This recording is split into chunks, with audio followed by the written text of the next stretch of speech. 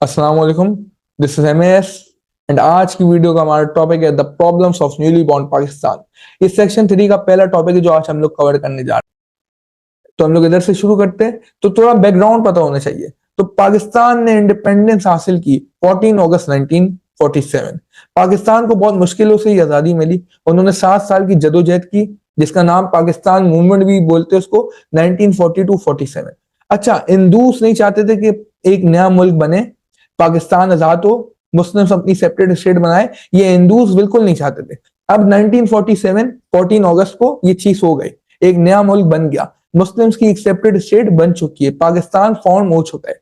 अब अब जो हिंदूस है या इंडियंस है, अब वो क्या करेंगे? वो बहुत सारी प्रॉब्लम्स क्रिएट करने जा रहे हैं पाकिस्तान के लिए, ताकि पाकिस्तान अपनी पार्टीशन को रिग्रेट करे और पाकिस्तान वापस मिल जाए इंडिया से। तो हिंदूज बहुत ज्यादा कोशिश करेंगे कि बहुत ज्यादा प्रॉब्लम्स क्रिएट करे। तो इसको पढ़ते, Indians sought to create multiple problems of Pakistan in retaliation for the partition, hoping to make Muslims regret their independence and return to India.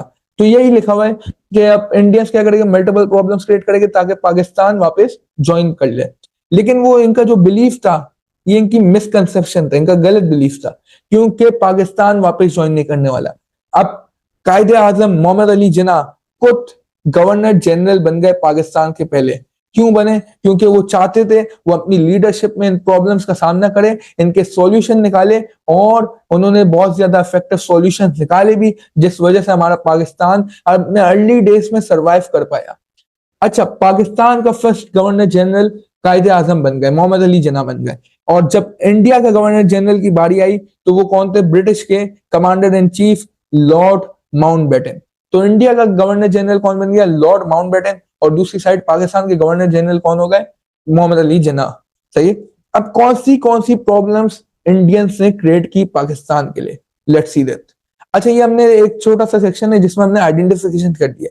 फिर हम लोग बारी बारी एक एक प्रॉब्लम को डिस्क्राइब एक्सप्लेन करेंगे। पहली प्रॉब्लम क्या है? Geographical problem. दूसरी क्या है? Formation of government, division of armed assets and military assets, division of financial assets, economic problem, refugee problem, accommodation problem, social problem, canal water dispute, the accession of princely states. तो ये कुछ 10 problems है जो पाकिस्तान को अपने early days में face करनी पड़ रही है। तो चले आए पहली प्रॉब्लम में मूव ऑन करते। Geographical problem. तो पहली प्रॉब्लम पाकिस्तान ने फेस की अपनी अर्ली डेज में होती ज्योग्राफिकल प्रॉब्लम। अच्छा, ज्योग्राफिकल प्रॉब्लम को समझने से पहले हमें पाकिस्तान की ज्योग्राफी को समझना होगा कि पाकिस्तान के अंदर कौन से लैंड्स, कौन से एरियाज, कौन से प्रोविंसेस आ रहे थे। अच्छा, पाकिस्तान के मेन 2 पार्ट्स थे। एक हमारे पास ईस्ट पाकिस्तान था और एक था वेस्ट पाकिस्तान। तो पार्टीशन के बाद पाकिस्तान 2 मेन एरियाज पे डिवाइड हो गया था। एक हमारे पास क्या आ गया? ईस्ट पाकिस्तान। एक क्या आ गया? वेस्ट पाकिस्तान। ईस्ट पाकिस्तान के अंदर कौन से प्रोविंसेस आ रहे थे? बंगाल हो गया, साइलेट हो गया। वेस्ट पाकिस्तान के अंदर कौन से प्रोविंसेस आ रहे थे? सिंध, पंजाब, NWFP, बलूचिस्तान। तो जो पाकिस्तान आज है वो हमारा कौन सा पाकिस्तान है? वेस्ट पाकिस्तान। और जो बांग्लादेश अब बन चुका है वो कौन सा पाकिस्तान था? ईस्ट पाकिस्तान था। अच्छा, ये 2 मेन पार्ट्स थे। और कौन से एरिया थे जिसमें जो पाकिस्तान के अंदर आ रहे थे? जो कुछ प्रिंसली स्टेट्स। अच्छा, प्रिंसली स्टेट्स क्या होती है? बेसिकली प्रिंसली स्टेट्स वो होती है जो प्रिंस ओन करते हैं, प्रिंस ही उनको मैनेज करते हैं और एडमिनिस्ट्रेट करते हैं। सही है? लेकिन ब्रिटिश 2 चीजों में इंटरफेयर करता था। एक थी मिलिट्री में, कि उनको ये राइट नहीं था कि वो अपनी मिलिट्री बनाए। तो डिफेंस पॉइंट ऑफ व्यू से वो ब्रिटिश के हाथों में होगा। और फॉरेन पॉलिसी भी किसके हाथों में होती है? ब्रिटिश के हाथों में। बाकी उस लैंड को प्रिंस मैनेज करेगा, ओन करेगा, एडमिनिस्टर करेगा।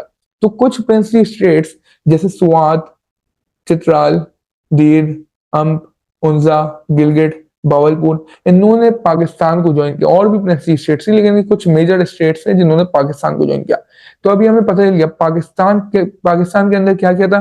पाकिस्तान में पहले तो 2 मेन पार्ट्स थे। एक हमारे पास वेस्ट पाकिस्तान है और एक हमारे पास ईस्ट पाकिस्तान है। और पाकिस्तान क्या कंसिस्ट करता था? कुछ प्रिंसली स्टेट्स को जिन्होंने पाकिस्तान को ज्वाइन किया था। लेकिन अब ज्योग्राफिकल प्रॉब्लम क्या थी? प्रॉब्लम ये थी कि जब वो ब्रिटिश डिवाइड करके जा रहे थे ना, तो उन्होंने बॉर्डर्स को क्लियरली डिफाइन नहीं किया। उन्होंने बॉर्डर्स में एम्बिग्यूटी छोड़ी। बॉर्डर्स अनक्लियर थे कि क्या कुछ चीजें ऐसी थी, कुछ प्रोविंस, कुछ एरियाज ऐसे थे कि क्या वो इंडिया में शामिल है, क्या पाकिस्तान में शामिल है। तो वो क्लियर ही नहीं थी। तो उसकी वजह से बहुत सारे डिस्प्यूट्स हुए।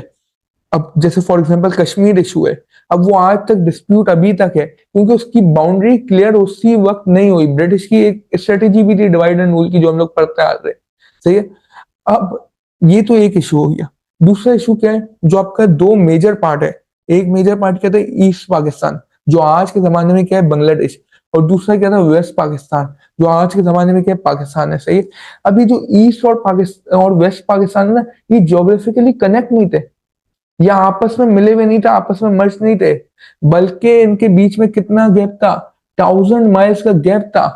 और उस गैप के अंदर कौन सी टेरिटरी थी, उस गैप के अंदर इंडियन टेरिटरी थी। इसका मतलब इधर वेस्ट पाकिस्तान, पे बीच में इंडिया आ गया, फिर ईस्ट पाकिस्तान।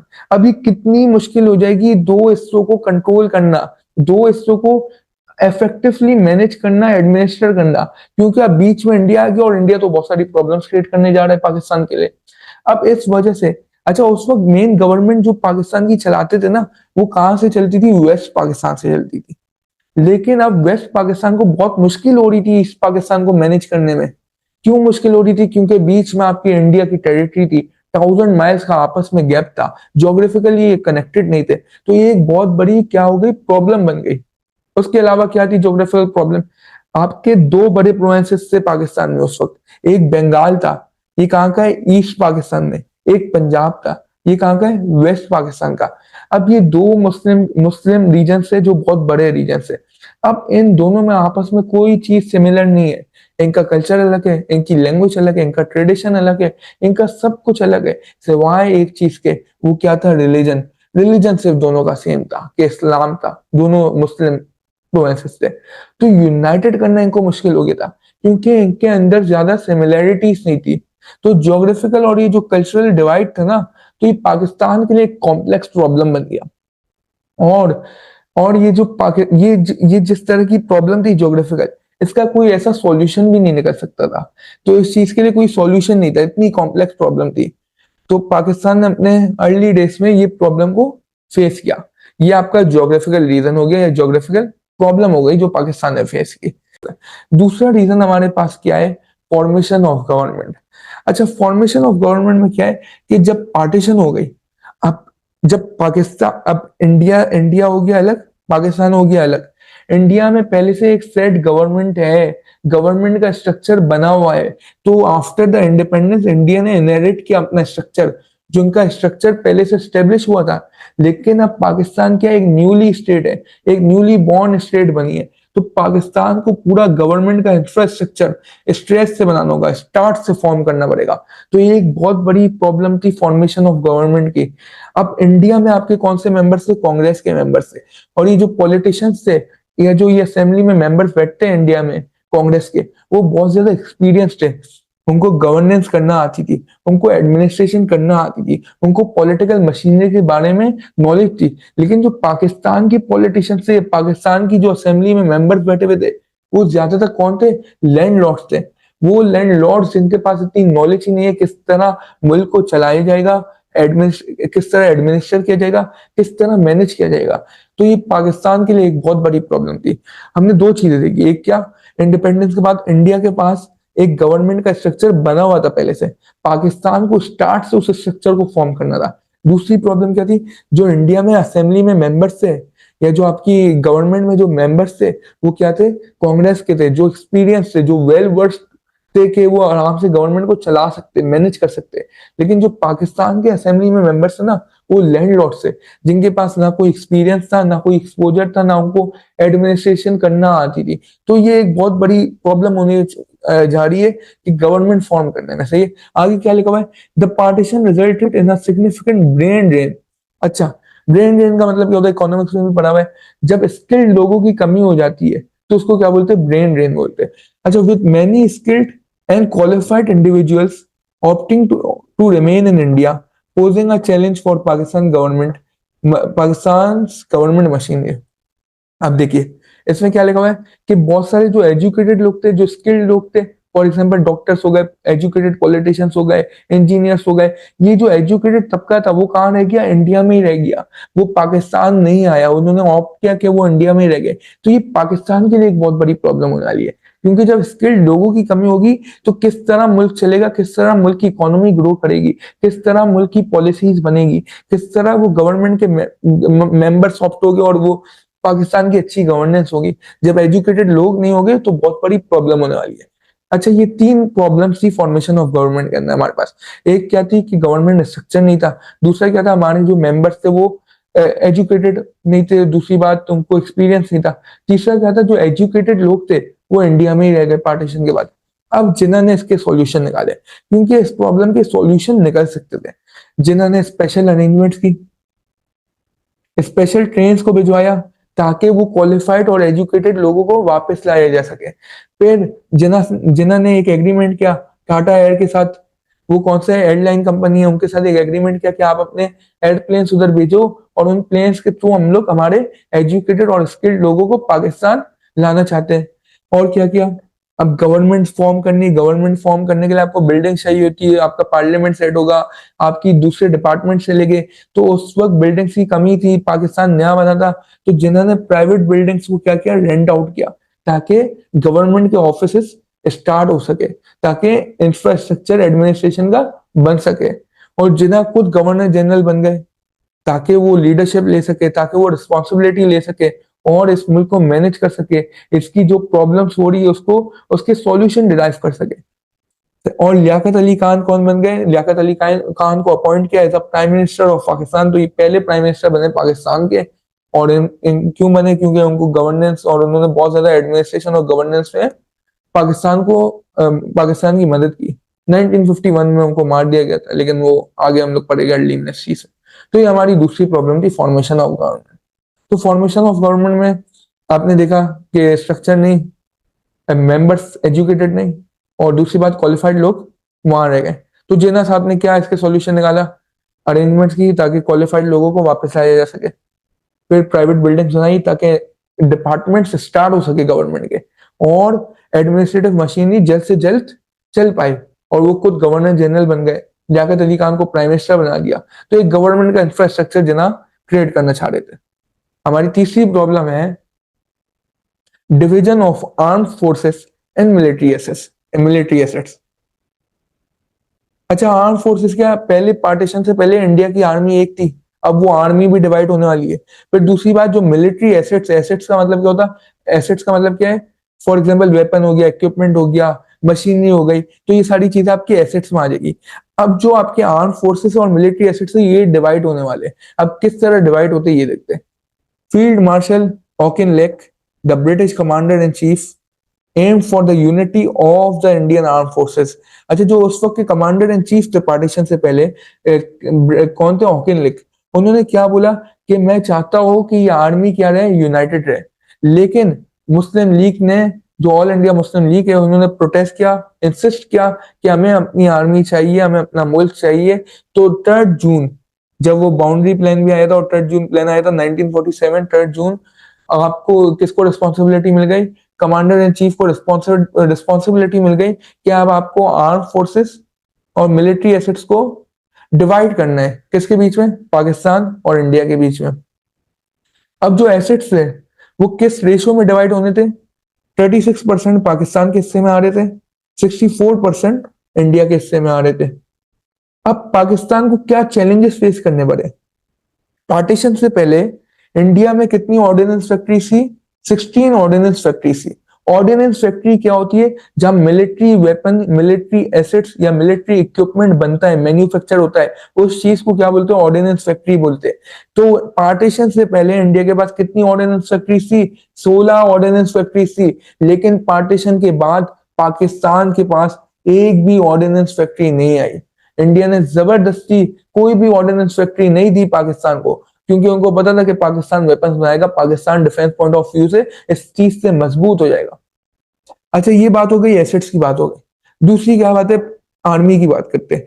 अब ये डिसाइड हुआ कि जो मुस्लिम रेजिमेंट है, जो मुस्लिम लोग, मुस्लिम सोल्जर्स है, वो ज्वाइन करेंगे पाकिस्तान को, और जो हिंदू रेजिमेंट है, जो हिंदू आर्मी है, वो कहाँ जाएगी? आपकी इंडिया में जाएगी। अब पाकिस्तान के पास कितने सोल्जर्स आ गए? 1.5 लाख, 150,000 सोल्जर्स पाकिस्तान की आर्मी में आ गए। अब पाकिस्तान आर्मी को कितने ऑफिसर्स चाहिए इन लोगों को मैनेज करने के लिए, इन सोल्जर्स को मैनेज करने के लिए? इन 150,000 सोल्जर्स को मैनेज करने के लिए पाकिस्तान आर्मी को 4,000 सोल्जर्स की जरूरत थी। 4,000 officers were required to manage 150,000 soldiers. But unfortunately Pakistan के पास अवेलेबल कितने थे?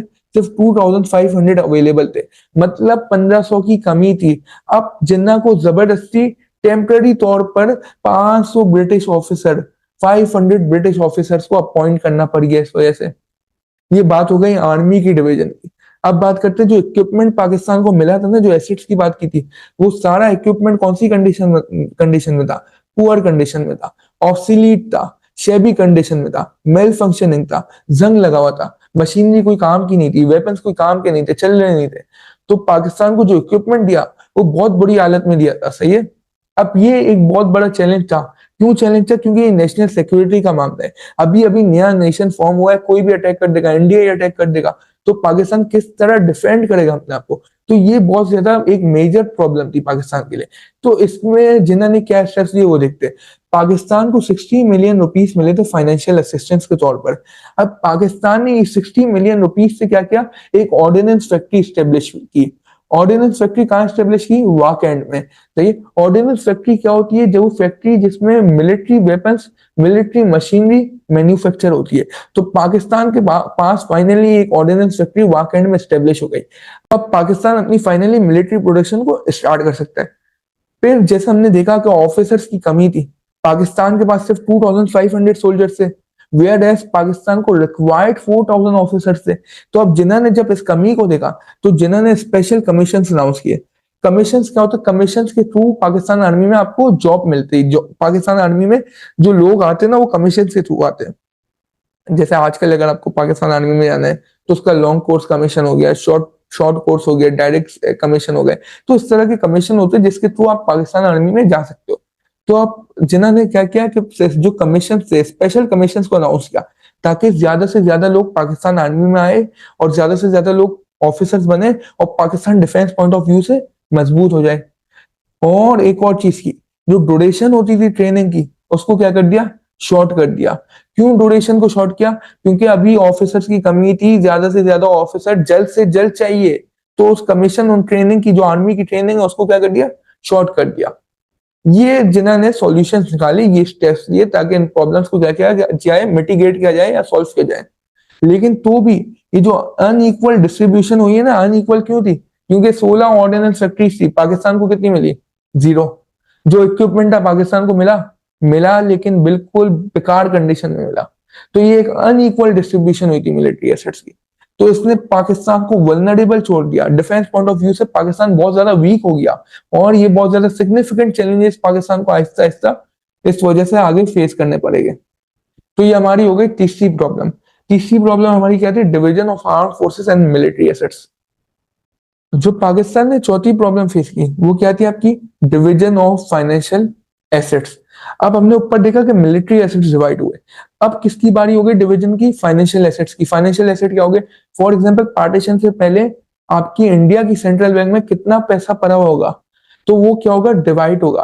अब पार्टीशन से पहले, eight the time of partition या जस्ट बिफोर पार्टीशन, जो रिजर्व बैंक ऑफ इंडिया, जो आपकी सेंट्रल बैंक है इंडिया की, उसमें कितना कैश बैलेंस है?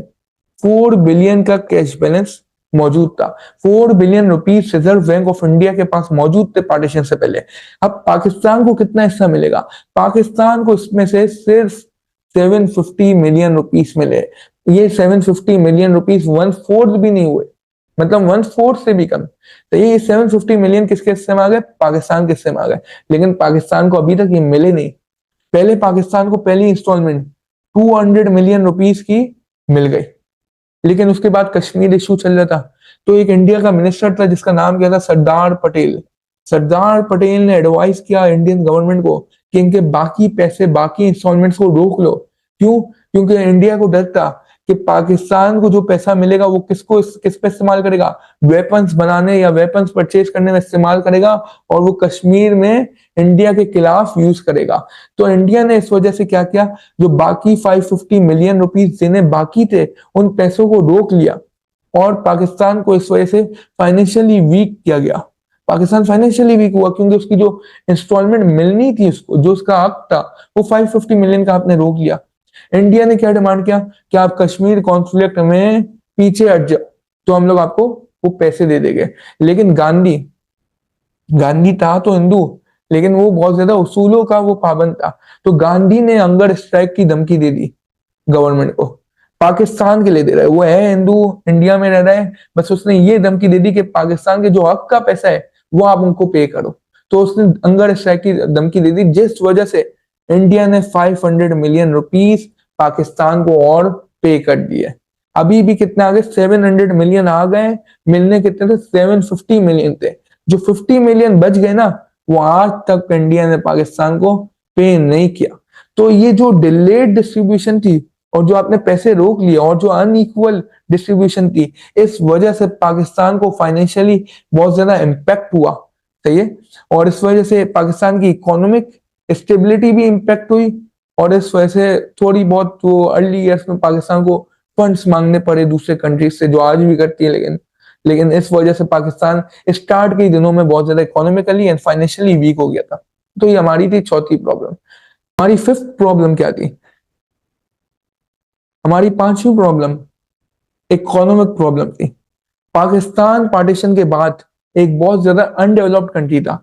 Pakistan was predominantly an undeveloped country at the time of its independence. Pakistan के अंदर सिर्फ एक पोर्ट सिटी था जो डेवलप था, Karachi. Karachi stood out as the sole developed port city. और इसके अलावा पाकिस्तान में सिर्फ 7 अर्बन सेंटर्स से, सिर्फ 7 और डेवलप्ड सिटीज से, और इस कराची और इन 7 अर्बन सेंटर्स को मिला के इन सब में पॉपुलेशन कितनी थी, 100,000 के करीब थी। और बाकी जो पाकिस्तान की 90% पॉपुलेशन थी वो रूरल एरियाज, गांव देहातों में रहती थी। तो इसी बात से हमें पता चलता है कि पाकिस्तान कितना अनडेवलप्ड था, क्योंकि जो आपकी 90% पॉपुलेशन है वो गांव देहातों रूरल एरियाज में रह रही है, और आपके मुश्किल से 100,000 लोग हैं वो कहाँ रहते हैं, आपका कराची हो गया एक डेवलप्ड पोर्ट सिटी और दूसरे 7 अर्बन सेंटर्स में। तो ये चीज हमें बताती है कि पाकिस्तान कितना अनडेवलप्ड था इंडिपेंडेंस के बाद। अच्छा, जो कंट्री की इकोनॉमिक कंडीशन थी वो बहुत ज्यादा गुर्बत में थी, बहुत ज्यादा पॉवर्टी में थी। सही है। क्योंकि पाकिस्तान की जो इंडस्ट्रीज थी वो क्या थी, डेवलप नहीं थी, अंडर डेवलप्ड थी। पाकिस्तान एग्रीकल्चरल कंट्री है, लेकिन उस वक्त पाकिस्तान की एग्रीकल्चरल इंडस्ट्री भी डेवलप नहीं थी। तो पाकिस्तान के पास कुछ, पाकिस्तान जो अपनी लोकल नीड्स है, जो लोकल डिमांड्स है, उसको भी फुलफिल नहीं कर पा रहा था, क्योंकि पाकिस्तान की जो इंडस्ट्रीज है वो क्या थी, अंडर डेवलप थी। अच्छा, उसके बाद देखिएगा आपका पार्टीशन से पहले जो ईस्ट पाकिस्तान था, ईस्ट पाकिस्तान के अंदर जूट की क्या होती थी, मिल्स होती थी। जूट आपका क्या होता है, जूट आपका वो वाला प्रोडक्ट है जो बोरो में आपने देखा होगा। तो ये तो वो जो ब्राउन कलर का होता है, बोरो में देखोगे, झाड़ू वाड़ू में इस्तेमाल होता है, मेट्स में इस्तेमाल होता है। तो ये जो जूट है, ये जूट की मिल्स है ना, ईस्ट पाकिस्तान में पार्टीशन से पहले इतनी थी कि वो दुनिया का ग्लोबल 70% आउटपुट जो जूट का होता था वो कहां से आता था, आपका ईस्ट पाकिस्तान से आता था। ये देखेगा, despite possessing significant potential industries like jute production, with East Pakistan accounting for around 70% of world's jute output in 1947. लेकिन पार्टीशन के बाद Pakistan was unable to acquire a single jute mill due to partition. They were all located in India. Partition से पहले east Pakistan में jute mills इतनी थी कि वो दुनिया का 70% आउटपुट जो आता था वो उधर से बनता था। लेकिन पार्टीशन के बाद ईस्ट पाकिस्तान जो पाकिस्तान में आया, उसमें एक जूट मिल भी नहीं लोकेटेड थी। ये पार्टीशन की वजह से। ये देख रहे हैं आप किस तरह पाकिस्तान के लिए एक इकोनॉमिक प्रॉब्लम क्रिएट की, किस तरह जो पाकिस्तान की एक इंडस्ट्री मजबूत थी उसको भी तोड़ के रख दिया। तो इन इकोनॉमिक चैलेंजेस को और इस इकोनॉमी को ग्रो डेवलप करने के लिए जिन्ना ने कुछ स्टेप्स लिए। पहला क्या स्टेप्स था, जिन्ना ने फॉरेन डेलीगेशंस भेजी, डेलीगेशंस को फॉरेन कंट्रीज में भेजा ताकि वो क्या लेकर आए, फंड्स लेकर आ जाए।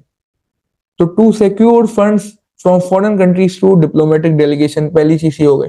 फिर जिन्ना ने क्या किया, स्टेट बैंक ऑफ पाकिस्तान को स्टेब्लिश करवाया। पाकिस्तान की central bank state bank of Pakistan कब स्टेब्लिश हुई, फर्स्ट जुलाई 1948 में स्टेब्लिश हुई।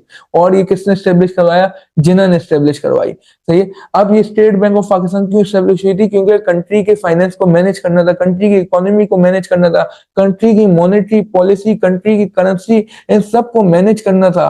तो उसके लिए स्टेट बैंक ऑफ पाकिस्तान आपकी स्टेब्लिश हुई।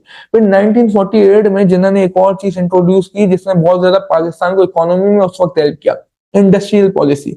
अब जिन्ना की इंडस्ट्रियल पॉलिसी में था क्या, अब इंडस्ट्रियल पॉलिसी का मतलब ये वो इनिशिएटिव दे रहे थे कि लोकल लोग आए, इन्वेस्ट करें, इंडस्ट्रीज लगाए, फैक्ट्रीज खोले, गवर्नमेंट उसकी मदद करेगी, गवर्नमेंट असिस्टेंस देगी। शायद वो टैक्स ना ले या किसी भी फॉर्म में आप गवर्नमेंट आपकी मदद करेगी, इंडस्ट्री आप लगोगे कि टैक्स कम ले, टैक्स ना ले, या जमीन दे दी या पैसे दे दिए, कुछ भी कर दिया। सही है। तो इस तरह इंडस्ट्रियल पॉलिसी ने ना पाकिस्तान की एक वो इकोनॉमिक ग्रोथ स्टिमुलेट की। सही है। तो इस वजह से बहुत सारे लोकल इन्वेस्टर्स ने पाकिस्तान में पैसा लगाया, फैक्ट्रीज लगाई।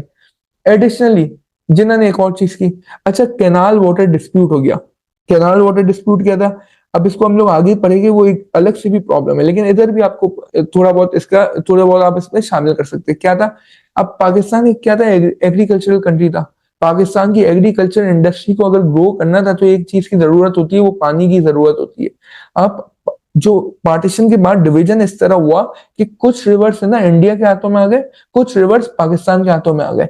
अब जो इंडिया के पास रिवर्स है ना, वो क्या थे, एडवर्ड थे। मतलब फॉर एग्जाम्पल आप बोलो नलका, अब नलका कौन था, इंडिया था। सही है। और नलके से जो पानी गिर रहा है वो क्या है, पाकिस्तान है। तो पाकिस्तान क्या था, ड्रेन्ड एरिया था। इंडिया के पास क्या था, एडवर्ड था। अब इंडिया नलका जैसे ही बंद कर देगा तो पानी गिरना रुक जाएगा और पाकिस्तान में पानी आएगा ही नहीं। तो यही चीज हुई, इंडिया पाकिस्तान का पानी बार बार रोक रहा था क्योंकि इंडिया के पास एडवर्ड्स थे and Pakistan was a drained area. तो इस वजह से जिन्ना ने टेम्पररी एग्रीमेंट्स किए क्योंकि उसकी जरूरत थी। अगर एग्रीकल्चर नीड्स को फुलफिल करना है और जो खाने पीने की रिक्वायरमेंट थी, इसलिए आपका नया स्टेट बना है, वैसे ही गरीब मुल्क है, खाने पीने की जो नीड्स है उसको फुलफिल करने के लिए एग्रीकल्चर बहुत जरूरी था। तो जिन्ना ने उसके लिए टेम्पररी एग्रीमेंट्स साइन किए, लेकिन जिन्ना इसको टोटली सॉल्व करने के लिए फेल हो गए थे क्योंकि ये फिर फाइनली प्रॉब्लम 1960 में सॉल्व हुई, अयूब खान के जमाने में, जब वो आपकी ट्रीटी साइन हुई कैनाल वाटर की। तो लेकिन टेम्पररी एग्रीमेंट्स किए गए जो काफी इफेक्टिव थे पाकिस्तान की एग्रीकल्चर इंडस्ट्रीज। तो ये थी हमारी पांचवी प्रॉब्लम, इकोनॉमिक प्रॉब्लम। हमारी सिक्स प्रॉब्लम क्या थी, रेफ्यूजी प्रॉब्लम। अब रेफ्यूजी प्रॉब्लम में क्या हुआ, जो इंडिया की पार्टीशन हुई है, इस पार्टीशन की वजह से दुनिया की वर्ल्ड हिस्ट्री की सबसे बड़ी माइग्रेशन होने वाली है। तो दुनिया की सबसे लार्जेस्ट माइग्रेशन हो रही है इस वक्त, वर्ल्ड हिस्ट्री की लार्जेस्ट माइग्रेशन हो रही है। मिलियंस ऑफ पीपल माइग्रेट कर रहे हैं, मिलियंस ऑफ पीपल रीलोकेट कर रहे हैं। जो मुस्लिम इंडिया में रहते थे वो कहाँ आ रहे, पाकिस्तान आ रहे। तो मिलियंस ऑफ लोगों की रीलोकेशन हो रही है। अब ये माइग्रेशन को देखते हुए जब लाखों मिलियंस ऑफ लोग माइग्रेट कर रहे हैं, हिंदूस ने सोचा कि इनकी माइग्रेशन में इश्यूज क्रिएट करते हैं, इनकी माइग्रेशन में प्रॉब्लम क्रिएट करते हैं, जो लोग माइग्रेट कर रहे हैं उनके लिए मुश्किलात क्रिएट करते हैं। तो माइग्रेशन में उन्होंने वायलेंस फैला दिया, लोगों की जानें लेना स्टार्ट कर दी। तो इस तरह माइग्रेशन की वजह से ये जो माइग्रेशन में हिंदूस और नॉन मुस्लिम्स ने ये जो चीजें की थी, जो किलिंग्स की थी, जो वायलेंस किया था, इस वजह से अराउंड 1 मिलियन लोगों की जानें जा चुकी थी और मिलियंस ऑफ लोग होमलेस हो गए थे। होमलेस क्यों हुए थे, जो मुस्लिम्स इंडिया में रहते थे वो घर बार जॉब सब छोड़ के कहाँ आ गए थे, अपने आजाद मुल्क पाकिस्तान में आ गए थे। अच्छा, जो हिंदूस थे और दो दूसरे नॉन मुस्लिम थे सच एज सिक्स, अब इन्होंने प्लान बनाए। इन्होंने प्लान क्या बनाए कि जो रेफ्यूजी से, जो माइग्रेंट से जो पाकिस्तान जा रहे उनके लिए प्रॉब्लम्स क्रिएट करते, उनको किल करेंगे, उनको मैसेकर करेंगे, रेप करेंगे, एबडक्ट करेंगे। तो मुस्लिम रेफ्यूजीज को अब क्या कर रहे हैं, ये नॉन मुस्लिम टारगेट कर रहे। वायलेंस बहुत ज्यादा बढ़ गया, इतना वायलेंस बढ़ गया कि औरतों को रेप किया जा रहा है, यंग गर्ल्स को एबडक्ट किया जा रहा है, बच्चों को पेरेंट्स के सामने मारा जा रहा है। पूरी की पूरी ट्रेन में जितने भी माइग्रेंट्स है उनको स्लॉटर कर दिया जा रहा है। जो पाकिस्तान में पहली ट्रेन पहुंची और ट्रेन के अंदर लाशें ही लाशें थी। अब जो पाकिस्तान में लोग तो बहुत से मरे हुए आ रहे थे, दूसरे जो बच गए थे जो वो बहुत ज्यादा जख्मी हालत में थे। अब जब वो पाकिस्तान जख्मी हालत में रेफ्यूजीज पहुंचे थे, और दूसरी बात वो घर बार छोड़ के आ रहे थे तो उनके पास कोई रिसोर्स नहीं थी, ना पाकिस्तान के पास कोई रिसोर्स थी क्योंकि पाकिस्तान भी नया कंट्री बना था, पाकिस्तान भी न्यूली बॉर्न था।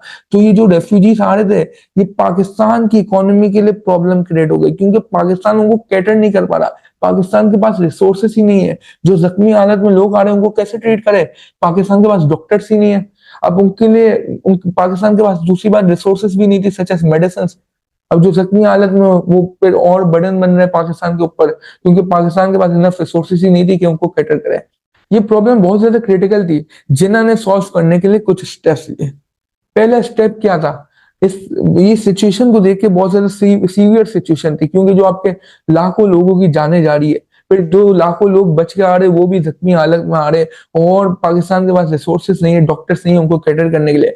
तो जिन्होंने कराची से अपना हेडक्वार्टर लाहौर में शिफ्ट कर दिया। क्यों शिफ्ट कर दिया, ताकि जो माइग्रेशन का प्रोसेस है उसमें डायरेक्ट नजर रख सके क्योंकि लाहौर के वाघा बॉर्डर के थ्रू लोग आ रहे थे। अब कराची से जिन्होंने अपना हेडक्वार्टर लाहौर शिफ्ट कर दिया ताकि डायरेक्ट नजर रख सके। फिर जो लोग अपने घर बार जॉब सब छोड़ के आ रहे हैं उनके लिए कायदे आजम मोहम्मद अली जिन्ना ने कायदे आजम रिलीफ फंड अनाउंस किया। कायदे आजम रिलीफ फंड क्या था, जो अमीर या वेल्दी लोग है वो क्या करेंगे, डोनेट करेंगे और इन पैसों से किसकी मदद होगी, जो लोग अफेक्टेड है, जो लोग गुर्बत में, जो लोग पार्टीशन की वजह से सब छोड़ के आ गए, तो उन लोगों की मदद करने के लिए कायदे आजम रिलीफ फंड अनाउंस किया।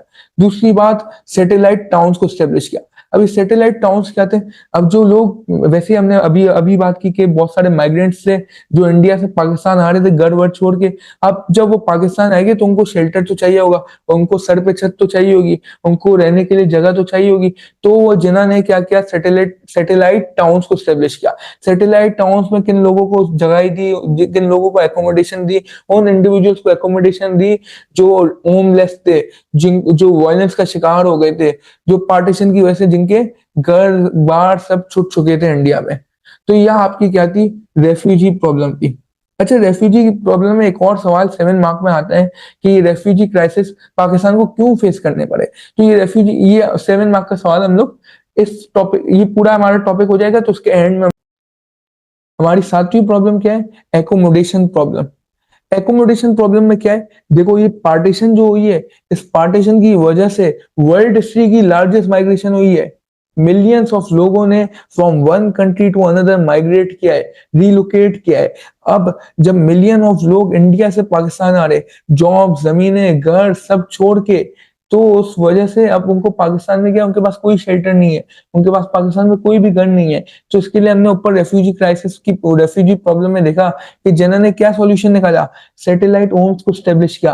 वो घर सैटेलाइट होम्स किसके लिए स्टेब्लिश किए गए, उन लोगों के लिए जिनके पास घर नहीं है, जिनके पास शेल्टर नहीं है, जो गुर्बत में या जो माइग्रेशन की वजह से घर पीछे ही छोड़ के आ गए।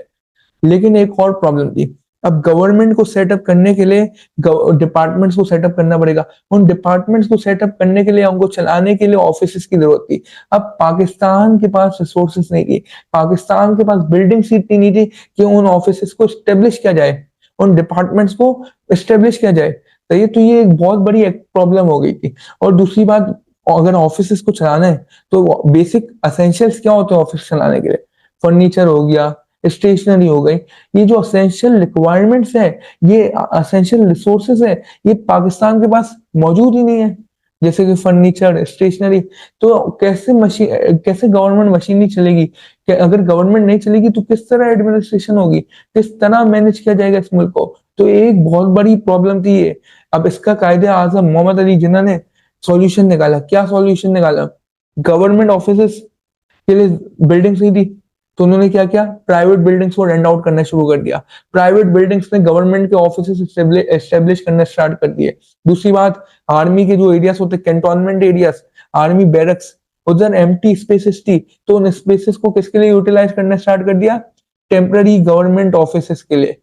और इन रिसोर्सेस की कमी के बावजूद जो जिन्होंने स्टेप्स उठाए, उसने इस प्रॉब्लम को कैटर करने के लिए, इस प्रॉब्लम को टैकल करने में बहुत ज्यादा मदद की। तो हमारी 8वीं प्रॉब्लम क्या है, नेक्स्ट प्रॉब्लम है हमारी सोशल प्रॉब्लम। अब आप देखिए पाकिस्तान में अलग अलग कम्युनिटी से, बहुत ज्यादा डिस्टिंक्ट कम्युनिटी से। अगर हम लोग 5 अलग अलग कम्युनिटीज की बात करें तो क्या पख्तून, बलोची, सिंधी, पंजाबी, बंगाली, अब ये अलग अलग कम्युनिटी, सबकी जबानें अलग, सबके कस्टम अलग, सबका ट्रेडिशन अलग, सबका लाइफ स्टाइल अलग। ऐसा लग रहा था कि 5 नेशन को मिला के एक नेशन आपने बना दिया है, पख्तून, बलोची, सिंधी, पंजाबी, बंगाली। अब इनके इतने ज्यादा डिफरेंसेस थे, यूनिटी को कायम करने में मुश्किल हो गई। सिर्फ इनके बीच में एक कॉमन बॉन्ड था। कॉमन बॉन्ड क्या था? इस्लाम का, रिलीजन का, कि ये सारे मुस्लिम्स थे, तो ये सिर्फ कॉमन चीज थी। अच्छा, अब जब नेशनल लैंग्वेज चूज करने का वक्त आया, तो अब नेशनल लैंग्वेज कौन सी होनी चाहिए? अब सब जो अपने कौम है, फॉर एग्जाम्पल बंगाली है वो बोले बंगाली होनी चाहिए, जो पंजाबी है वो बोले पंजाबी होनी चाहिए, जो सिंधी है वो बोले सिंधी होनी चाहिए, जो पख्तून है वो बोले पश्तो होनी चाहिए। तो एक ये क्राइसिस हो गया, क्रिटिकल सिचुएशन हो गई, यूनिटी दांव में लग गई, ये बहुत ज्यादा आपकी इंटीग्रिटी में वो एक आवाज उठ गई। तो ये तो आप जिन्होंने क्या डिसीजन लिया, जिन्होंने डिसाइड किया कि हम लोग उर्दू को as a national language adopt करेंगे। अच्छा, स्टार्ट में बहुत ज्यादा मसले हुए, बहुत से लोगों ने प्रोटेस्ट किया कि आपने उर्दू को क्यों नेशनल लैंग्वेज बनाया, क्यों नहीं बनाया बंगाली को। तो ये यूनिटी में थोड़े बहुत इश्यूज आ चुके थे। सोशली पाकिस्तान क्राइसिस में जा चुका था, सोशली पाकिस्तान प्रॉब्लम्स को फेस कर रहा था। अब इंडियंस ने जब देखा ना, इंडियंस ने इसका फायदा उठाया, इंडियंस ने अपने एजेंट्स को भेजा। अब वो एजेंट्स पाकिस्तानियों के बीच में क्या फैला रहे? रेसिज्म फैला रहे, प्रोविंशियलिज्म फैला रहे, कह रहे कि तुम पख्तून हो, तुम पंजाबी हो, तुम बंगाली हो, ये आपस में लड़ाइयां करवा रहे, आपस में बुराइयां कर रहे, आपस में कौमों को लड़वा रहे, आपस में कम्युनिटीज को लड़ा रहे। पहले से यूनिटी कायम नहीं थी, जो कायम करने की कोशिश कर रहे थे कायदे आजम, वो भी ये लोग क्या कर रहे थे? तोड़ रहे थे। तो इसके लिए इश्यूज को सॉल्व करने के लिए जिन्होंने कुछ स्टेप्स वापस लिए, जिन्होंने टूर्स किए, अलग अलग सिटीज गए, अलग अलग प्रोविंसेस गए, उधर अपनी स्पीचेस दी, और स्पीचेस में एक ही बात की कि आप पाकिस्तानी बन के सोचो, आप पख्तून, बलोची, सिंधी, आप कोई एथनिसिटी से ताल्लुक नहीं रखो, आप क्या हो? आप पाकिस्तानी हो। तो जिन्ना चाह रहे थे कि यूनिटी कायम हो, जिन्ना चाह रहे थे एक आइडेंटिटी बने एज अ पाकिस्तानी, जिन्होंने क्या एम्फेसाइज किया? उर्दू को नेशनल लैंग्वेज बना दिया गया था, तो उन्होंने यही एम्फेसाइज किया कि आपकी उर्दू नेशनल लैंग्वेज है, उसको बोलना सीखो और उसको नेशनल लैंग्वेज मानो। और इस डाइवर्स पॉपुलेशन जो थी हमारी, अलग अलग कम्युनिटीज जिसमें मौजूद थी, तो जिन्होंने कोशिश किया इन कम्युनिटीज को एक बना दिया जाए, इनको अब पाकिस्तानी बना दिया जाए, इनको आइडेंटिटी दे दे पाकिस्तानी की, ना के अपनी कम्युनिटी की। तो ये सोशल प्रॉब्लम थी, और हमने इसके सॉल्यूशंस पढ़े जो जिन्होंने स्टेप्स लिए उनको सॉल्व करने के लिए। हमारी नाइन्थ प्रॉब्लम हमारी क्या है? Canal water dispute. अच्छा, ये चीज हमने अभी ऊपर भी कहीं पढ़ी थी। अब कैनाल वाटर डिस्प्यूट में क्या है? 1947 में जब पार्टीशन हुई, तो आपका पंजाब 2 हिस्सों में डिवाइड हो गया। आज पाकिस्तान में भी पंजाब है, इंडिया में भी पंजाब है, तो पंजाब 2 हिस्सों में डिवाइड हो गया पार्टीशन के वक्त। एक था ईस्ट पंजाब, एक था वेस्ट पंजाब। अब जो इंडिया के पास पंजाब है ना, अब जो इंडिया के पंजाब में रिवर्स थे, वो क्या था? आपके पास हेडवर्क्स थे, कंट्रोल्स थे। मैंने वही एग्जांपल दी थी, इंडिया क्या है? नलका, नलके से पानी गिरा कहाँ? वो कौन सा एरिया हो गया? पाकिस्तान। मतलब पाकिस्तान क्या है? ड्रेन्ड एरिया है, और इंडिया क्या है? एडवर्क्स है। मतलब रिवर्स का कंट्रोल किसके हाथों में? इंडिया के हाथों में। और पाकिस्तान क्या है? वो इंडिया रिवर्स जैसे ही मतलब रिलीज करेगा तो पानी आएगा, इंडिया उधर से पानी रोक लेगा तो पानी पाकिस्तान में आएगा ही नहीं। तो अब इसकी वजह से प्रॉब्लम हो गई। क्या प्रॉब्लम हो गई? 1948 में कश्मीर इशू भी चल रहा था, और दूसरी बात, इंडिया ने अब क्या धमकी दे दी, हम आपका पानी रोक देंगे। अब पाकिस्तान एग्रीकल्चरल कंट्री है, पाकिस्तान एग्रीकल्चर में डिपेंड कर रहा था, और दूसरी बात, पाकिस्तान की नया कंट्री बना है, और इतने सारे लोग आ गए, पॉपुलेशन बढ़ गई, रेफ्यूजीज आ गए, उनके खाने पीने की बेसिक एसेंशियल नीड को फुलफिल करने के लिए एग्रीकल्चर बहुत ज्यादा इंपॉर्टेंट था। तो अब जब पानी रोकने की धमकी दी इंडिया ने, तो एक रिस्क हो गया, किस चीज का? फेमाइन का रिस्क हो गया, क्रॉप लॉस का रिस्क हो गया, क्रॉप लॉस का रिस्क हो गया। तो रिस्क क्या हो गया कि खाना पीना खत्म हो जाएगा, ड्रॉट आ जाएगा, फेमाइन आ जाएगा। तो ये अब ये क्राइसिस को किस तरह रिजॉल्व किया गया? वर्ल्ड बैंक ने इंटरवीन किया इसमें।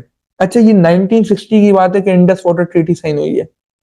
1960 से पहले इस प्रॉब्लम का सॉल्यूशन नहीं निकाला गया, तो जिन्ना कैनाल वाटर डिस्प्यूट को सॉल्व करने में फेल हो गए थे, तो ये एक वन ऑफ द फेलियर है। लेकिन उन्होंने टेम्पररी एग्रीमेंट साइन जरूर किए थे, लेकिन फाइनली इस प्रॉब्लम को कब सॉल्व किया गया? 1960 में सॉल्व किया गया। 1960 में किसकी इंटरवेंशन के थ्रू सॉल्व किया गया? वर्ल्ड बैंक ने इंटरवीन किया। अब इस ट्रीटी के मुताबिक पाकिस्तान को कौन से रिवर्स का राइट्स मिला? इंडस, झेलम, चनाब। और इंडिया को किस रिवर्स का कंट्रोल मिल गया? रावी, सतलज और ब्यास। 3 रिवर्स का राइट्स पाकिस्तान को मिल गए, 3 रिवर्स के राइट्स या कंट्रोल इंडिया को मिल गए।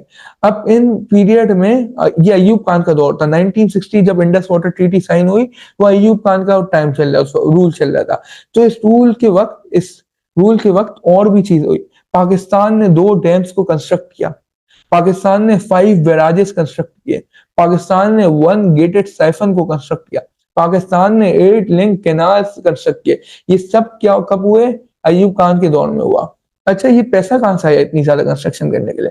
अभी कंस्ट्रक्शन जो कॉस्ट थी वो डेवलप कंट्रीज बेयर कर रहे थे, फंडिंग मिली थी। ऑस्ट्रेलिया हो गया, Canada, USA, UK, Germany, New Zealand, और कुछ पैसा इंडिया ने भी दिया, और कुछ पैसा पाकिस्तान ने खुद भी लगाया।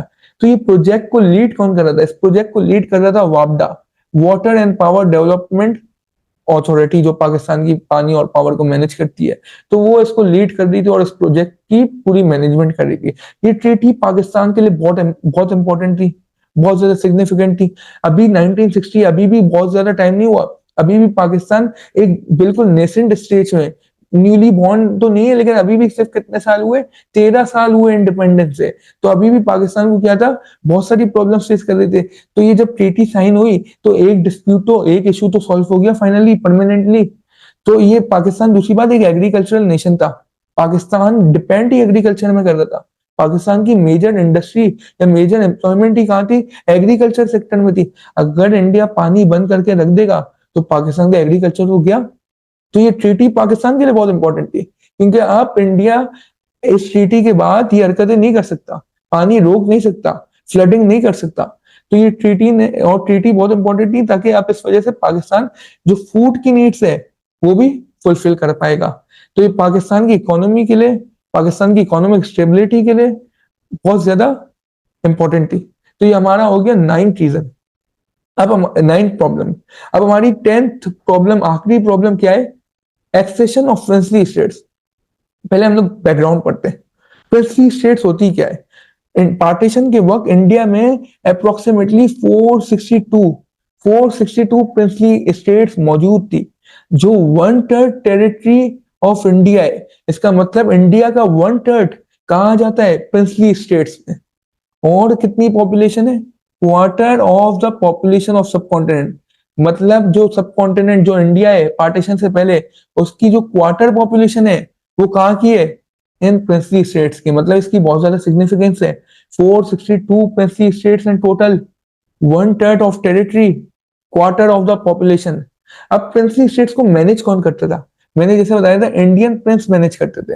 अब ये प्रिंस के पास कंट्रोल होता था एडमिनिस्ट्रेशन का, मैनेजमेंट का, जिस तरह उनको कंट्रोल करना है, मैनेज करना है। लेकिन ब्रिटिश गवर्नमेंट के पास 2 चीजें होती थी, 2 चीजों का कंट्रोल ब्रिटिश अपने पास रखता था। वो 2 चीजें कौन सी थी? एक डिफेंस, दूसरा फॉरेन अफेयर्स। तो 50, फिर अब जब पार्टीशन का वक्त आया तो प्रिंसली स्टेट्स को बोला गया कि आप चूज कर लो, आपको इंडिया से ज्वाइन होना है या पाकिस्तान से ज्वाइन होना है। तो by 15 August 1947 majority of princely states had acceded to either Pakistan और इंडिया। 15 अगस्त तक मेजॉरिटी प्रिंसली स्टेट्स ने इंडिया को ज्वाइन कर लिया या पाकिस्तान को ज्वाइन कर चुके थे। लेकिन कुछ प्रिंसली स्टेट्स अभी तक कहीं ज्वाइन नहीं हो पाई थी। वो कौन सी थी? जूनागढ़, कश्मीर एंड हैदराबाद। एक एक करके पढ़ते क्या प्रॉब्लम आई। पहली प्रिंसली स्टेट कौन सी है?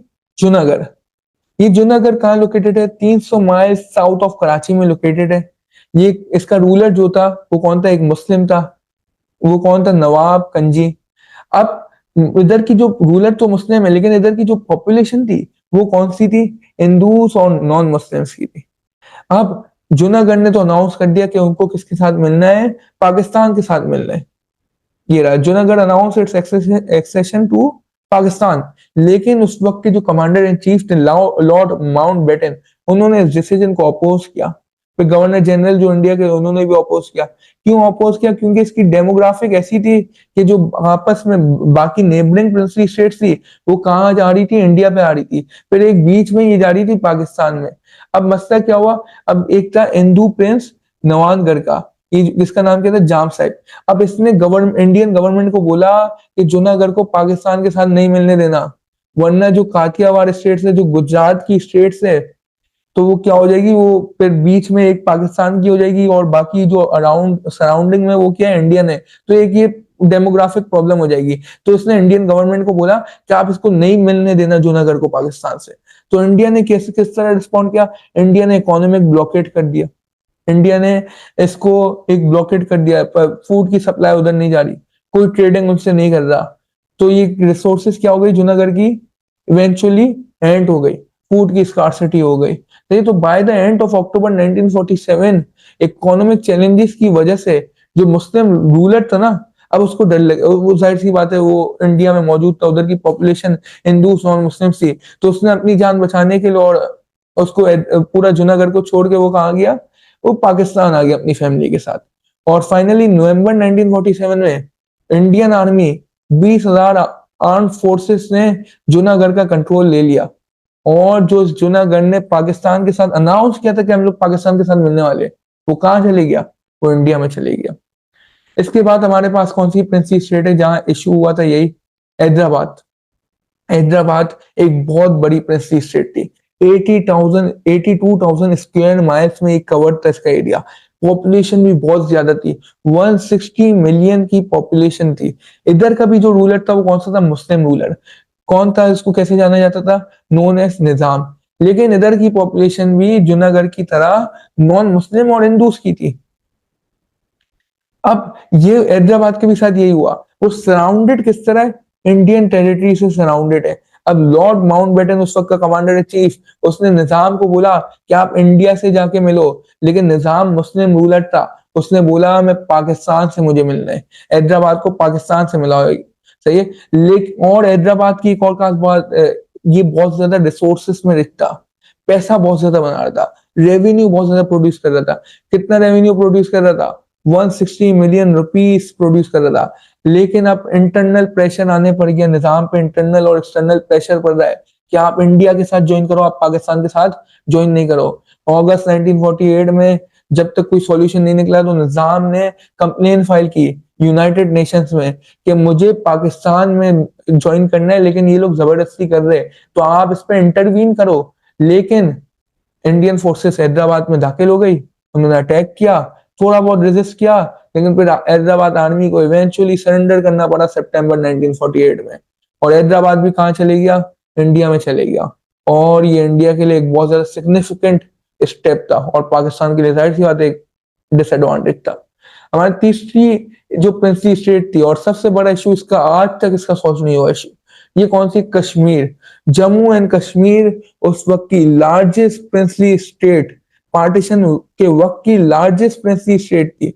एरिया क्या था? 84,471 स्क्वायर माइल्स। पॉपुलेशन कितनी थी? 4 मिलियन। इधर की पॉपुलेशन मुस्लिम थी। हमने दो पिछली प्रिंसली स्टेट जो हैदराबाद और जूनागढ़ पढ़ा, उधर की पॉपुलेशन क्या थी? नॉन मुस्लिम थी और हिंदूस की थी। इधर की पॉपुलेशन क्या है? मुस्लिम्स की है। और जम्मू एंड कश्मीर की लोकेशन बहुत स्ट्रेटेजिक है क्योंकि इसकी बॉर्डर्स में कहाँ आते? Tibet, China, Russia, Afghanistan. तो इसकी जो जियोग्राफिकल इंपॉर्टेंस है ना, वो बहुत ज्यादा कश्मीर की है। महाराजा Gulab Singh from Dogra dynasty acquired the state to Treaty of Amritsar in 1846. 1846 में महाराजा गुलाब सिंह ने इस स्टेट, इस प्रिंसली स्टेट को एक्वायर्ड किया, ब्रिटिश गवर्नमेंट से खरीदा। कितने में खरीदा था? ये जम्मू एंड कश्मीर को 7.5 मिलियन रुपीस में खरीदा था। ये कब की बात है? 1846 की बात है। अभी पार्टीशन के टाइम जम्मू एंड कश्मीर का रूलर कौन था? हरि सिंह रूलर था। ये कौन है? हिंदू है। लेकिन इधर की पॉपुलेशन कौन सी है? मुस्लिम्स की है। जो लोकल लोग थे उन्होंने प्रेशर डाला, क्या प्रेशर डाला कि आप पाकिस्तान के साथ ज्वाइन करें। अब इसमें क्या हो गया, वायलेंस फैल गया। किस तरह वायलेंस फैला, अब जो उधर का उस वक्त का रूलर कौन था, हरी सिंह था। अब हरी सिंह ने इंडिया की गवर्नमेंट को बोला मुझे आपके साथ ज्वाइन करना है, आप मेरी मदद करो। तो इंडियन फोर्सेस ने फिर इंटरवीन किया कश्मीर में। अब किसके बीच में लड़ाई छिड़ गई, उधर की जो लोकल पॉपुलेशन है, जो लोकल कश्मीरीज है उनके बीच में, और किसके बीच में, इंडियन फोर्सेस के बीच में। अब इस फाइट के बीच में जो कश्मीरी लोकल कश्मीरी और फाइटर्स थे, उन्होंने कुछ हिस्सा कश्मीर का आजाद कर लिया, कुछ हिस्सा अपने कंट्रोल में ले लिया। उसको क्या बोला जाता है, आजाद कश्मीर बोला जाता है। फिर पाकिस्तान भी कॉन्फ्लिक्ट में एंटर हुआ। पाकिस्तान ने उस वक्त बहुत सारी सिग्निफिकेंट पोस्ट कश्मीर की वो कर ली थी, कंट्रोल कर ली थी। और इस वक्त पाकिस्तान बहुत स्ट्रॉन्ग पोजीशन में आ गया। इंडिया गया यूएन के पास जनवरी 1 1948 में, और इस वजह से सीज फायर हो गया। सीज फायर की वजह से अब पाकिस्तान फोर्सेस को वापस आना पड़ गया, और एक एग्रीमेंट हुआ कि प्लेबिसाइड होगा। प्लेबिसाइड क्या होता है, वोटिंग होगी। कश्मीरी से पूछा जाएगा, लोकल लोगों से पूछा जाएगा क्या आपको कहाँ ज्वाइन करना है, आपको पाकिस्तान में ज्वाइन करना है, आपको इंडिया में ज्वाइन करना है। लेकिन लेकिन 1949 में जब प्लेबिसाइड की बारी आई, जो एग्रीमेंट करा था इन्होंने 1948 में इंडिया वालों ने, अब 1949 में वो अपनी बात से मुकर जाएंगे, वो रिजेक्ट कर देगी यूएन के डिसीजन को। और फिर 1954 में फाइनली एक प्लेबिसाइड कंडक्ट होगा, लेकिन वो प्लेबिसाइड भी बोगस होगा, वो प्लेबिसाइड भी रिग्ड होगा। चीटिंग के थ्रू इंडिया अपने आप को उस प्लेबिसाइड में वो जिता रही थी, लेकिन फिर पाकिस्तान ने जाहिर सी बात है इसको एक्सेप्ट करने से रिफ्यूज कर दिया। आज तक कश्मीर का इशू अनरिजॉल्व्ड है। फिर 1965 में एक और वॉर हुई पाकिस्तान और इंडिया के बीच में, अयूब खान के दौर पे। तो ये वॉर के बारे में हम लोग को टाइम पड़ेगा अयूब खान के पीरियड के, जब अयूब खान का चैप्टर करेंगे। लेकिन सिचुएशन आज तक क्या हुई, ये वाली सॉल्व ही नहीं हुई। तो ये हमारी आज मास्टर शीट थी जिसमें हमने आज 10 प्रॉब्लम्स को कवर किया न्यूली बॉर्न पाकिस्तान के। तो आपका फीडबैक हाईली अप्रिशिएटेड होगा, और मैं उम्मीद करता हूँ मास्टर शीट्स आपको अच्छी लगी होगी। चले हम लोग पास पेपर्स की तरफ अब मूव ऑन होते हैं, देखते हैं किस तरह के पास पेपर्स में इसके इस चैप्टर के बारे में क्वेश्चंस पूछे गए। तो पहला सवाल हमारे पास है इधर, why was Pakistan faced with the refugee problem in 1947। 7 marks का सवाल है। अच्छा, आपको पता है 7 मार्क्स का पैटर्न 3 लेवल्स होते हैं आपके पास। मैं इस पे वीडियो अपलोड भी कर चुका हूँ, अगर नहीं देखी तो आप जा सकते हैं, मेरे चैनल में आ जाएगा 7 मार्क्स के क्वेश्चन को किस तरह सॉल्व करना है। अच्छा, 7 मार्क्स में आपके पास 3 लेवल होते हैं, सिंपल स्टेटमेंट, आइडेंटिफिकेशन, और level 3 explanation of reasons. Level 1 में आपकी सिंपल स्टेटमेंट आ जाती है कि आप थोड़ा बहुत बैकग्राउंड बता देते हो 1 से 2 लाइनों में। अब ये मार्किंग स्कीम मेरे सामने खुली हुई है। अब इसमें क्या लिखा है, refugees wanted to live in Pakistan. फिर लेवल 2 क्या है, रीजंस को आइडेंटिफाई करो। 3 रीजंस लिखने होते हैं 7 मार्क में, 3 रीजंस को आइडेंटिफाई करो। इसके 2 से 4 मतलब आपके 3 मार्क्स इसके होते हैं लेवल 2 के। लेवल 1 का क्या है, 1 मार्क्स है। फिर बाकी लेवल 3 के कितने मार्क्स है, 3 मार्क्स है। अब लेवल 2 में आइडेंटिफाई करना है, ये मार्किंग स्कीम में ये आप लोग देख सकते हो, लेकिन मैंने इसके अपने पॉइंटर्स लिखे हुए, तो मैं उसके ऊपर मूव ऑन हुआ। तो चलिए एक बार पढ़ लेते हैं। रीजंस क्या है, Muslim are being massacred by Hindus and Sikhs, इस वजह से रेफ्यूजी प्रॉब्लम हुई। भाई लेवल 3 में ये लिखा है, ड्यूरिंग 1947 हिंदूस मुस्लिम्स के बीच में एक बहुत ज्यादा वायलेंस हुआ, बहुत ज्यादा बढ़ गया। Muslims were full of being killed, were forced to leave all their possession and cross into Pakistan to seek shelter. Muslims को अपनी चीजें भी छोड़नी पड़ी, अपना पैसा, दौलत, गोल्ड सब छोड़ के जाना पड़ा, क्योंकि उनको फोर्स किया गया। बाउंड्री अवार्ड ने जो 3 जून प्लान हुआ, बाउंड्री अवार्ड हुआ, इसने प्रॉब्लम्स और ज्यादा वर्स कर दी। Since Pakistan had become independent, so Muslims were leaving India for their homeland. अब पाकिस्तान इंडिपेंडेंट हो गया तो जो मुस्लिम्स इंडिया में रहते थे अब वो कहाँ जा रहे हैं, पाकिस्तान शिफ्ट हो रहे, क्योंकि अब उनका अपना होमलैंड बन गया separate with no or lesser possession. It was argued that India deliberately made difficulty for new Pakistani government by forcing Muslim across the border. अब हिंदूस ने क्या किया, जबरदस्ती उन जो रह रहे भी थे इंडिया में उनको भी जबरदस्ती माइग्रेट कराया। क्यों माइग्रेट कराया, ताकि जो पाकिस्तान की गवर्नमेंट है, अभी अभी नई गवर्नमेंट एस्टेब्लिश हुई है, वैसे ही अभी प्रॉब्लम्स को सॉल्व कर दी है, और प्रॉब्लम बढ़ गई, refugee problem. Hindus and Sikhs, perhaps fearful of reprisals and genuine desire to live in a Hindu nation, also contributed to the refugee problem by crossing from Pakistan to India. अब जो पाकिस्तान में Hindus थे या non Muslim थे, अब वो भी shift हो रहे थे इंडिया, तो एक इधर से उधर जा रहे, इधर से उधर जा रहे, तो ये रेफ्यूजी प्रॉब्लम, ये मार्किंग स्कीम। अब इसमें मैंने अपने रीजन भी लिखे, अपने की पॉइंटर्स लिखे, 3 रीजन है। पहला रेफ्यूजी प्रॉब्लम क्यों हुई? कि वायलेंस हो गया हिंदूस और मुस्लिम्स के बीच में, पार्टीशन की वजह से वायलेंस बढ़ गया, हिंदूस एंड मुस्लिम्स की दुश्मनी बहुत ज्यादा बढ़ गई। मुस्लिम्स को डर लग रहा था कि वो उनको हिंदूस मार देंगे, तो हिंदूस ने क्या किया, मुस्लिम्स को फोर्स किया कि आप अपनी पोजेशंस को छोड़ के पाकिस्तान में माइग्रेट करोगे, जबरदस्ती पाकिस्तान में माइग्रेट करा और पोजेशंस को भी छोड़वा के। तो मुस्लिम को शेल्टर चाहिए था तो वो पाकिस्तान गए, बहुत से मुस्लिम्स अनसेफ फील कर रहे थे इंडिया में पार्टीशन के वक्त। तो ह्यूज अमाउंट ऑफ माइग्रेंट्स, जब आप मिलियंस ऑफ लोग इधर से माइग्रेट कर रहे उधर, इधर से लोग उधर माइग्रेट कर रहे, तो ये क्या हो गया, आपका रेफ्यूजी प्रॉब्लम कॉज हो गया। तो ये एक रीजन है। दूसरा रीजन क्या है? Unfair boundary award. अब इसने प्रॉब्लम को और ज्यादा मुस्लिम्स के लिए बढ़ा दिया। इंडियंस ने जबरदस्ती प्रॉब्लम्स मुस्लिम्स के लिए क्रिएट करना शुरू कर दी। अब अनफेयर बाउंड्री जो मुस्लिम्स के बीच में हुई थी, फॉर एग्जांपल अगर मुस्लिम मेजोरिटी एरिया भी है ना, अनफेयर बाउंड्री की वजह से वो मुस्लिम मेजोरिटी एरियाज भी कुछ किसके अंदर आ रहे थे, इंडिया के अंदर आ रहे थे। तो अब मुस्लिम को अनफेयर बाउंड्री अवार्ड की वजह से फोर्सफुली अपने मेजोरिटी एरिया से भी माइग्रेट करना पड़ गया। तो ये बहुत ज्यादा अनफेयर था। फिर क्या, उन्होंने अपनी पोजेशन छोड़े, अपना पैसा, एसेट, घर, बाहर सब छोड़ के वो कहाँ गए, माइग्रेट करके आए। तो ये दूसरा रीजन है कि रेफ्यूजी प्रॉब्लम हुई।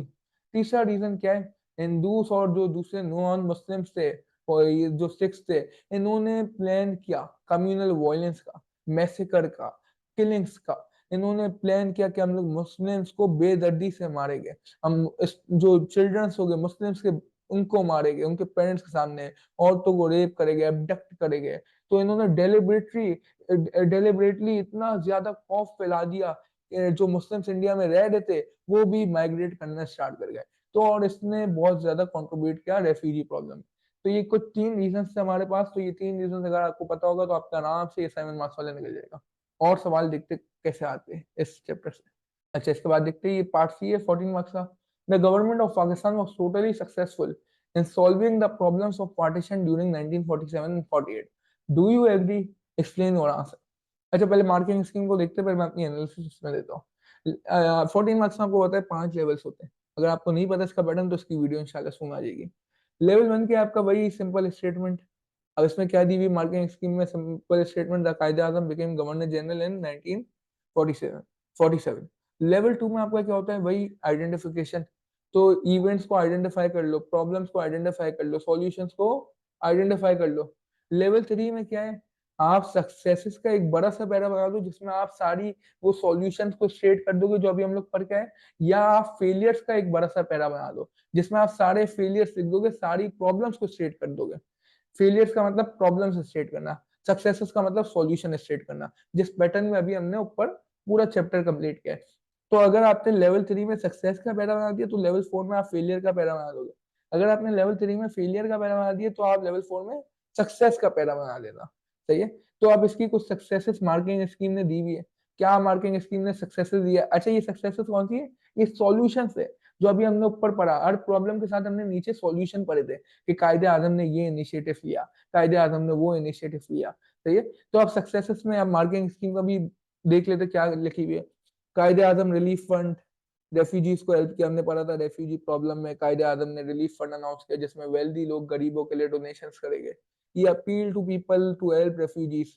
फिर कायदे आजम ने टूर के प्रोवेंसेस के इंकरेज किया, मोटिवेट किया, ये भी हमने पढ़ा। सोशल प्रॉब्लम हो गई थी, सोशल प्रॉब्लम में अलग अलग एथनिसिटीज, अलग अलग कम्युनिटीज थी, तो उनको यूनिटी और इंटीग्रिटी के लिए कायदे आजम ने टूर्स किए थे प्रोवेंसेस के। लोगों को मोटिवेट किया, लोगों को इंकरेज किया कि आप पाकिस्तान को आइडेंटिटी बनाए, ना कि अपनी जबान को। Declared himself as protector general of religious minorities. उन्होंने कायदे आजम ने अपने आप को प्रोटेक्टर जनरल बोला। उन्होंने बोला जो माइनॉरिटीज है हम उनकी भी प्रोटेक्शन करेंगे, हम माइनॉरिटीज को फ्री स्पेस, फ्री राइट देंगे, वो अपने रिलीजन को प्रैक्टिस कर सकते हैं, वो अपनी जिंदगी अपने हिसाब से गुजार सकते हैं। स्टेट बैंक को स्टेब्लिश किया, ये भी हमने देखा। ये हमने कहाँ देखा था? आपका इकोनॉमिक प्रॉब्लम में देखा था। Yes, 1948 1 July state bank of Pakistan को स्टेब्लिश किया। कराची को कैपिटल बना दिया। ये ये भी आया, ये हमने वैसे ऊपर डिस्कस नहीं किया लेकिन ये एक इनिशिएटिव था कायदे आजम का। तो ये बाद में इस्लामाबाद बन जाएगा लेकिन वो आगे होगा, ये इस टाइम में नहीं होगा वो। फिर सिविल सर्विसेज को रीऑर्गेनाइज किया, यूनाइटेड नेशंस को ज्वाइन किया, और कश्मीर प्रॉब्लम में अटेंशन ड्रॉ किया। हमने कश्मीर में पढ़ा था कि 1948 में मसला कहाँ चली गया, यूएन चली गया, यूनाइटेड नेशन ने इंटरवीन किया, लेकिन उसके बावजूद भी कोई एक्शन नहीं लिया गया। ये तो कुछ कुछ बहुत कम सक्सेसेस भी नहीं लगती थी मार्किंग स्कीम आपकी, लेकिन हमने जो ऊपर पढ़ी ना तो आप सारे पॉइंट्स हो गए। फॉर एग्जांपल आपका रेफ्यूजी प्रॉब्लम है, सोशल प्रॉब्लम है, या डिवीजन ऑफ फाइनेंशियल एसेट के इशू है, डिवीजन ऑफ मिलिट्री एसेट का इशू है, तो आप सबके क्या लोगे, सॉल्यूशंस हो गए। सबके सॉल्यूशंस को अक्यूमुलेट करके एक बड़ा सा पैरा बना दोगे सक्सेसेस का, फिर एक बड़ा सा पैरा बना दोगे फेलियर्स का। सही है। लेवल 1 लेवल 2 तो वैसे ही हो गया। लेवल 1 क्या है, सिंपल स्टेटमेंट। लेवल 2 क्या, आइडेंटिफिकेशन कर लो कि क्या प्रॉब्लम्स थी। फिर लेवल 3 में आप सक्सेसेस का एक बड़ा सा पैरा बना दो या फेलियर्स का एक बड़ा सा पैरा बना दो। लेवल 4 में आप उसका बड़ा पैरा बना दो जो आपने लेवल 3 में नहीं बनाया। फेलियर्स भी पढ़ लिया था। फेलियर्स क्या है, कश्मीर का अभी तक मामला नहीं हुआ settle, canal water dispute resolve नहीं हुआ, कायदे आजम के दौर पर रिजॉल्व नहीं हुआ था, फिर अयूब खान के दौर में आगे जाके रिजॉल्व हुआ था, और मिलियंस ऑफ लोग होमलेस हो गए और उनकी डेथ हो गई। क्यों, हमने रेफ्यूजी क्राइसिस में पढ़ा कि हिंदूस ने प्लान बनाया कि लोगों को मारेंगे, जो माइग्रेंट्स थे उनको किल कर दिया, और बहुत से लोग घर बार छोड़ के इंडिया से पाकिस्तान आए। तो इधर 3 फेलियर्स लिखे हुए, लेकिन हमने बहुत सारी प्रॉब्लम्स को ऊपर देखा। तो सारी प्रॉब्लम्स को अक्यूमुलेट करके, सारी तो अगर अक्यूमुलेट करोगे तो आपका आंसर खत्म ही नहीं होगा। तो कुछ प्रॉब्लम्स को अक्यूमुलेट करके एक बड़ा सा पैरा बना देना। लेंथ वही होगी 2.5 से 3 पेजेस। सही है। लेवल 5 में क्या है, जजमेंट दे देना क्या पाकिस्तान सक्सेसफुल था या नहीं।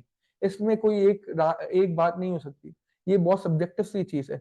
आप इसमें अपना ओपिनियन दोगे कि अगर आपको लगता है वो सक्सेसफुल था, नहीं लगता तो नहीं बोलोगे। तो वो दोनों बात सही है, लेकिन आपको जो भी बोलोगे उसको जस्टिफाई करना पड़ेगा। तो ये आपका हो गया दूसरा 14 मार्क्स का। आए तीसरा 14 मार्क्स का देखते हैं। अब हमने ये वाला पैटर्न जो देखा, ये क्या है, सक्सेस फेलियर वाला पैटर्न है। अब तीसरे टाइप का सवाल देखते हैं। तीसरा 14 मार्क का सवाल है, the canal water dispute was the most important problem facing the newly establish government of Pakistan in 1947। क्या बोला है, कैनाल वाटर डिस्प्यूट एक मोस्ट इंपॉर्टेंट प्रॉब्लम थी जो पाकिस्तान फेस कर रहा था। एक स्टेटमेंट दे दी, फिर आगे लिखा है डू यू एग्री और disagree, give reasons for your answer. Simple. 14 marks में एक कॉमन पैटर्न है। कौन सा पैटर्न है, जिसमें आपको 5 से 6 रीजन लिखने होते हैं। तो पहला आपका क्या गया, level 1 simple statement. Level 2 identification, इसमें आपको क्या करनी है, प्रॉब्लम्स की आइडेंटिफिकेशन करनी है। अब कैनाल वाटर डिस्प्यूट तो हमें स्टेटमेंट से ही पता चल गया, एक रीजन तो यही आइडेंटिफाई हो गया। अब दूसरे 4 से 5 रीजन और आइडेंटिफाई करने हैं। वैसे आइडियल रीजन इसमें होते 5, क्योंकि टाइम भी मैनेज करना होता है। अगर आपकी राइटिंग रेस है तो आप 6 पे जा सकते हो, 6 रीजन लिख सकते हो टोटल।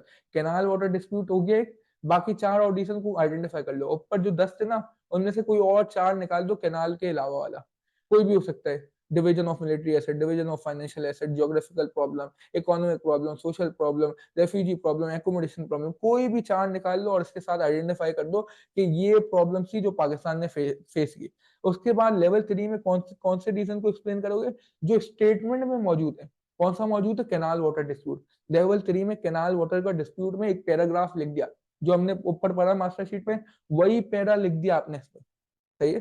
फिर आपको बाद में लेवल 4 में कैनाल वाटर डिस्प्यूट के अलावा जो आपके 4 और रीजन है या 5 और रीजन है, वो आपके ऊपर है, 4 लिखो या 5 और लिखो।